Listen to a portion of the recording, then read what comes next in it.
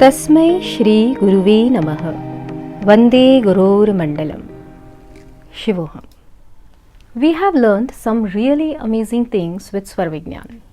In the last lecture, I discussed the 8 categories or gunas through which one can understand the workings of Prana in our system. And this knowledge can give the practitioner of Swar Yog access to any information about anything in this world. To understand this sacred knowledge of Swar Yog in its entirety, it is important that you watch all the videos from the beginning. So if you are watching this video as your first one, please follow the link of the playlist shared in the description box to understand it completely. Let's take the next verse of Shiva Swarodaya, the 149th verse. It states, Nirikshit apyam yatnena sada pratyush kalatah kalasya vachanarthaya karma kurvanti yoginah. It means the swar should be watched closely from early morning. It is the means used by yogis to escape the grip of death or time. What does it mean by watching the swar? It is not only about understanding which swar is active, solar or lunar.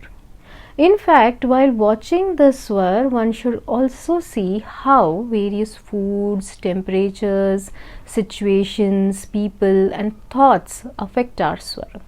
This is a very subtle practice and requires a very high degree of dedication and discipline.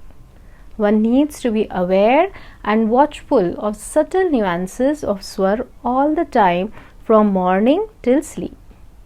There is no space for slackness in this practice. It is quite understandable that every sadhak is not able to do this. Just by deciding that you will watch your swar every minute, you cannot achieve this. It is not easy, and especially if you are not detached with the worldly attractions. Further, this can be done only when you develop sensitivity towards your swar, so much so that even minutest change is automatically known by you. This is the very reason that swar sadhana is required. Again and again I will use this word sadhana, and most of you assume that just watching the swar is their sadhana. Let me clarify yet again that watching the swar is not the sadhana. Sadhana is those practices which your teacher gives you to attune you with the cosmic rhythms and create internal purification and higher degree of sensitivity. Only by doing sadhana one is able to bring focus and required sensitivity within. The information that I am sharing here about the swaras and nadis is not the secret, but the key to access this information is the sadhana. Sadhana is given to those who are willing to move to higher states of self-control and development. Let me also give you an idea about the sadhana. In fact, there are various levels in swar sadhana. For a beginner, it is 30 minutes of daily sadhana, and as you progress in your practices, you need to do at least 4 hours of sadhana daily. To move from beginner level to higher levels, it is important that you get initiated in level 1 of Ma Shakti Vigyaan. Many aspects of swar sadhana are taken care of in Ma Shakti Vigyaan practices, and you are able to get initiations in the higher sadhanas of Swar Yog. The initiation into higher practices is only done when you have completed your basic sadhana.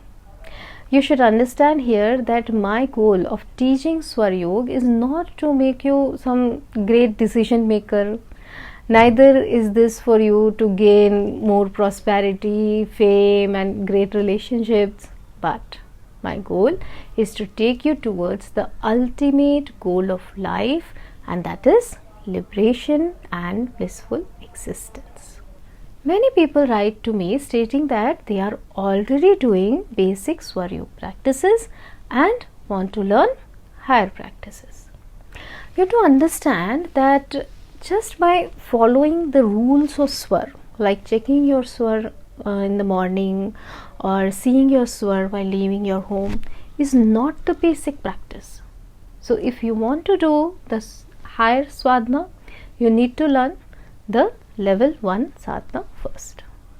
In this verse it is also said that Swar is the means for a yogi to escape grip of time. In further verses we shall not only learn how by understanding the Swars the person is able to know the time of death, but how certain practices in Swar Yoga help the yogi to postpone it if one wishes to do so. One should not get too much carried away by this, as it is important to know the value and purpose of life before fearing death and thinking of taking up Swar Yoga just because you want to live for a few more years. What is the value of life? Contemplate over this point, not from the perspective of its value to self, but what is your value addition to the world? This is the real question you should ask yourself every moment. That's all for today. Tasmai Shri Guruve Namaha. I bow down to the divine sitting in your hearts.